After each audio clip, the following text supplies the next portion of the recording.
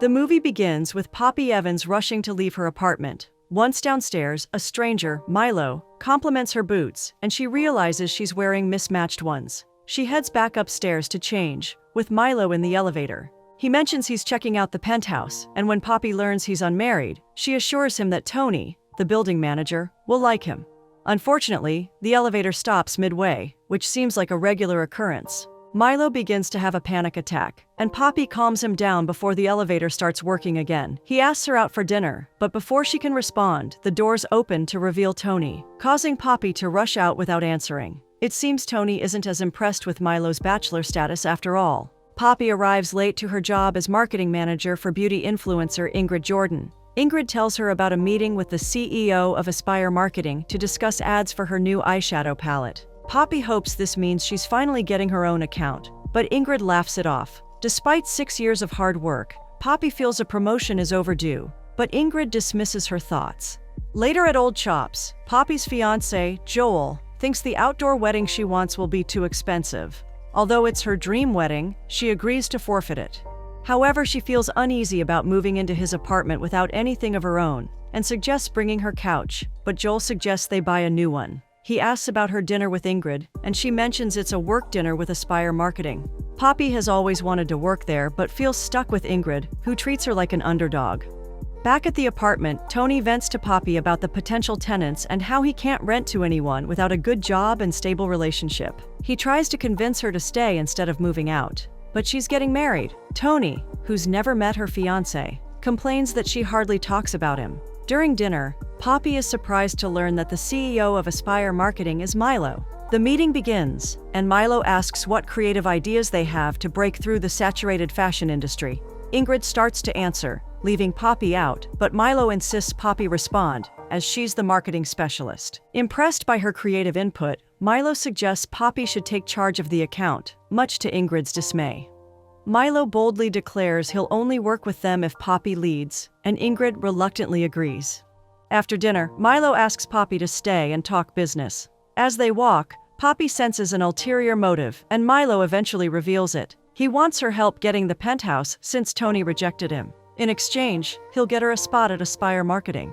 He feels like she's wasting her talents with Ingrid, and this could be her career breakthrough. Poppy realizes Milo would need to get into a relationship or an engagement to secure the penthouse. The next day, Ingrid tells Poppy to run any creative ideas by her first before presenting them to Milo, and Poppy reluctantly agrees. Later, Milo suggests Poppy pretend to be his fiancé instead of finding another girl. He thinks it's the best move since Tony already likes her. When Poppy mentions she's engaged but Tony hasn't met her fiancé, Milo insists he can play the role. The ruse will last 2 weeks, until Milo secures the penthouse, after which they'll stage a breakup. Poppy feels uneasy, and tells him she'll come up with a better plan. The next day at the park, Poppy arranges interviews with several women for the fake fiancé role through an online ad, but it turns into a disaster. Feeling defeated, Poppy decides to call everything off, but Milo insists she should be the one to pretend. He reminds her of the job offer at Aspire and urges her to take control of her life. After much convincing, she agrees to talk to Joel about it first before making any final decisions. In the evening, Poppy explains the situation to Joel. He thinks it's odd but agrees, seeing it as a chance for her career. The next day, Poppy tells Milo Joel is on board, and he's thrilled. She demands a corner office at Aspire, which Milo agrees to. The next evening, Poppy nervously waits for Milo outside her apartment. He arrives with a bouquet and an engagement ring for her, since her real ring is being resized. Inside, Poppy introduces Milo to Tony as her fiancé, but Tony seems instantly suspicious. She urges him to reconsider the penthouse offer, and Tony remembers she said she was moving into her fiancé's apartment. Milo confidently takes over, explaining that plans changed and he wanted something better for Poppy. Tony eventually agrees to reconsider, but only for Poppy's sake. Milo takes Poppy for street food, and she asks why he's single. He shares he's waiting for the right and perfect person, but Poppy believes relationships require compromise. She then suggests a guerrilla marketing campaign, a street makeover where Ingrid teaches women how to use the products, and Milo loves the idea. As he walks her back to the apartment, Poppy thanks him, calling him a doting fiancé, which Tony overhears. The next day, Poppy takes Joel to a botanical garden she hopes to use for the reception, but Joel, allergic to the flowers, suggests they hold it at his restaurant instead, leaving Poppy feeling off. At work, Poppy pitches the guerrilla campaign to Ingrid, but Ingrid shuts it down, insisting she's moved beyond that. She tells Poppy to show Milo a Marie Antoinette theme instead. Later, Milo rejects the theme and asks about the next move with Tony. Poppy plans a dinner with both Milo and Tony, and informs Milo to come early so they can get to know each other and avoid raising Tony's suspicions. Back at the apartment, Poppy invites Tony to dinner, and Tony quickly suspects she's trying to make him like her fiancé. He mentions there are other offers for the penthouse and expresses doubts about Milo's character. Poppy insists the dinner will give Tony a chance to get to know Milo, and he eventually agrees. Later, Poppy hides all traces of Joel, and it turns out Milo is actually great at making pasta from scratch. He shares that he learned it while living in Venice. Poppy admits she's always wanted to travel, but hasn't had the time since working for Ingrid and meeting Joel. After preparing everything, Tony arrives on time. Things almost go south when Tony tries to open a drawer where Poppy has hidden a photo of her and Joel, but she quickly stops him and insists on getting it herself. Such a close call. During dinner, Tony compliments the meal and asks how they met. Poppy and Milo give different answers at the same time, but cover up the mistake. Tony then hands them an event planning card belonging to his sister Wanda. He urges them to call her the next day. The next day, Poppy calls Wanda, who enthusiastically books an appointment for them and asks Poppy to bring a wedding book with their couple's story. Afterwards, Poppy feels the event planning is a bad idea, and Milo reassures her they'll figure it out, since the penthouse depends on it, and suggests he Photoshop some pictures of them together. Poppy asks what kind of wedding Milo would want, and he reveals a small outdoor botanical garden. Looks like they share similar ideas. Milo's plans for wedding reception and honeymoon align perfectly with Poppy's, and she wonders why he's opposed to settling down. He admits he's never been in love and hasn't met the right person yet. He insists that if two people decide to take that step, they should be excited about it, making Poppy reflect on her own life. Just then, Ingrid calls, demanding an update and insisting her theme be executed. Poppy assures her she'll work on it. Later, the meeting with Wanda goes smoothly, and she schedules a cake tasting for the next day. However, Poppy feels everything is spiraling out of control when she realizes her cake tasting with Joel is at the same time and venue Wanda chose. Poppy urges Milo to accept Ingrid's Marie Antoinette theme, but Milo refuses, insisting the campaign is all wrong, and he won't put Aspire's name on it. The next day, Poppy tells Ingrid that Milo isn't on board with her theme and encourages her to choose something that will make her brand stand out. Ingrid insists they'll stick to her theme if they don't come up with something she likes. This leaves Poppy frustrated.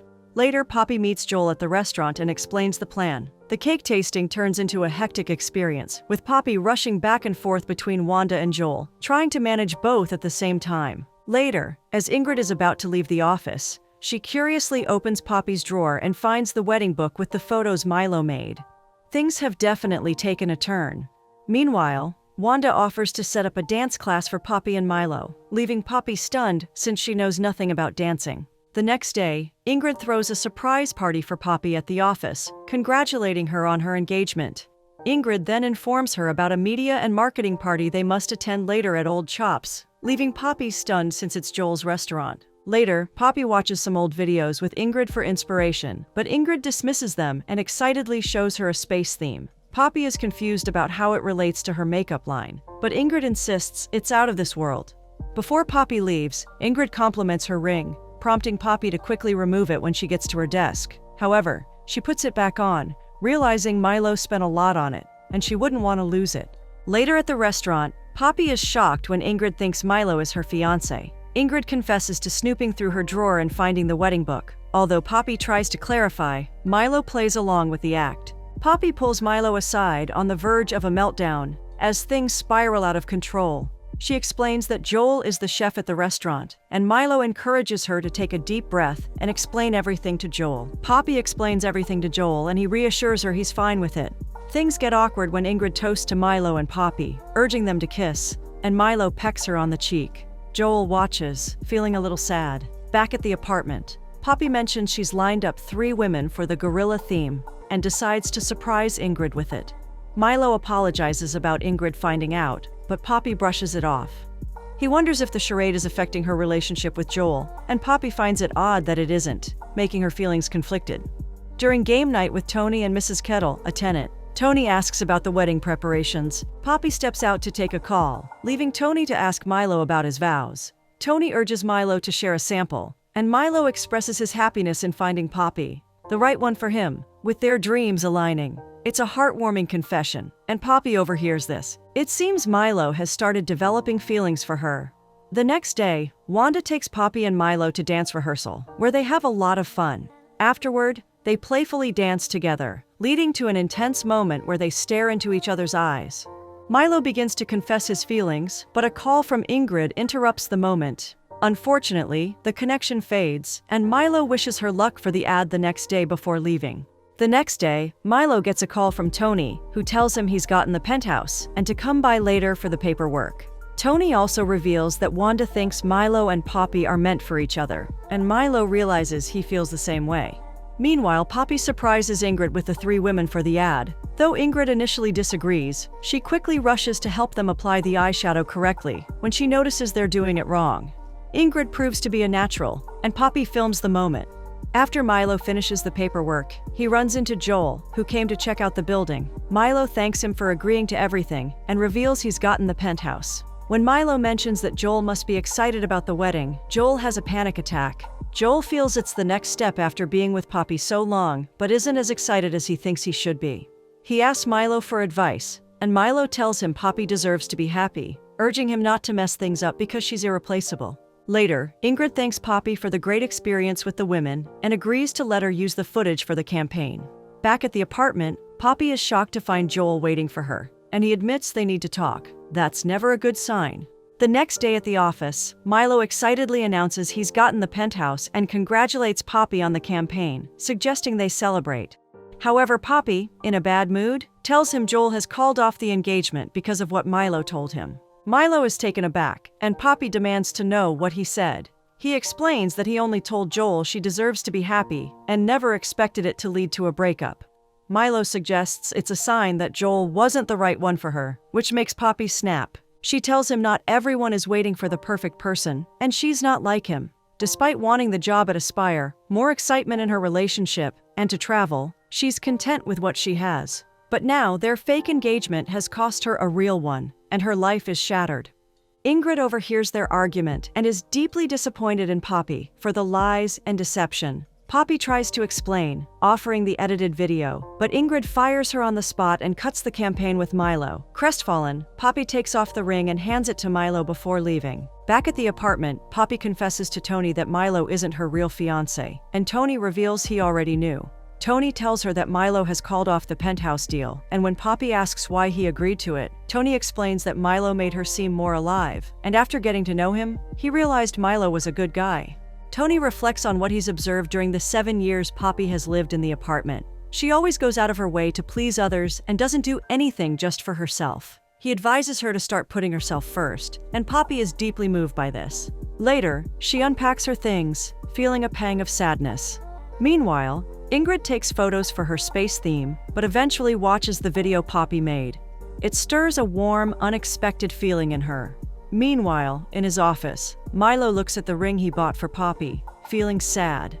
At the park, Poppy takes the step to book a flight and finally decides to travel, feeling a sense of freedom and excitement. Meanwhile, Ingrid visits Milo's company and admits she should have listened to Poppy from the start. Milo confesses that he's developed real feelings for Poppy, prompting Ingrid to suggest they try to get her back. The next day, Poppy receives a call from Ingrid, informing her that she's been promoted to president of the company and that her campaign is going live. Poppy is both excited and confused by the news. Ingrid apologizes for not recognizing how amazing Poppy has been and invites her to game night, leaving Poppy confused about how Ingrid knows about it. When Poppy sees Milo downstairs, she tries to head back up, but Milo chases after her, urging her to hear him out. He confesses his feelings, revealing that the best time he had was when they were pretending. He wants to explore the world with her and hopes to turn their fake relationship into a real one. Though Poppy may not be perfect, Milo realizes she's perfect for him, and he's fallen deeply in love with her. Poppy feels the same way, and they share an intense kiss, cheered on by Tony, Wanda, Ingrid, and Mrs. Kettle, who watches from nearby. Tony announces he's keeping the penthouse available, and Poppy learns that Milo has moved into a fantastic old building nearby, making them neighbors. Ingrid congratulates them, and game night begins. In a quiet moment, Poppy takes Milo's hand and asks if he'd like to explore Japan with her, to which he eagerly agrees. For the first time, everything feels right, marking the start of a perfect new chapter for them both.